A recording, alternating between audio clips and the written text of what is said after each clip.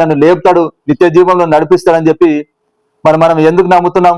ఇప్పుడు లోకంలో చూసుకుంటే కనుక మరి దేవతలు అనబడిన వాళ్ళు ఎంతో మంది ఉన్నారు. అవునా కదా?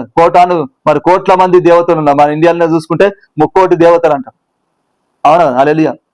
మరి 3,000,000 దేవతల్లో, మరి కోట్ల దేవతల్లో ఎవరు మరి మన పాపముల నిమిత్తము ఎవరు చంపబడ్డారు, ఎవరు హింసింపబడ్డారు? యేసు ప్రభు. హల్లెలూయా. యేసు ప్రభు మాత్రమే మన పాపముల నిమిత్తం హింసింపబడి ఆయన చంపబడ్డాడు, ఆయన చనిపోయాడు. కాబట్టి ఇప్పుడు మరి యేసు ప్రభు నమ్మితేనే యేసు ప్రభు మాత్రమే మనల్ని ఏం చేయగలడు? తిరిగి లేపగలడు కూడా. హల్లెలూయా. ఇదే మరి ఎందుకు మరి యేసు ప్రభు నమ్ముతున్నట్టే మనం చెప్పాల్సిన జవాబు ఇదే. హల్లెలూయా. ఎవరు కూడా నా కొరకు ప్రాణం పెట్టలేదు, ఎవరు కూడా నా పాపముల నిమిత్తం శిక్షింపబడలేదు. యేసు ప్రభు మాత్రమే నా పాపముల నిమిత్తం శిక్షింపబడ్డాడు. యేసు ప్రభు మాత్రమే మరి నా పాపముల నిమిత్తం ఆయన చనిపోయి మరి నాకు నిత్య జీవాన్ని ఇచ్చాడు.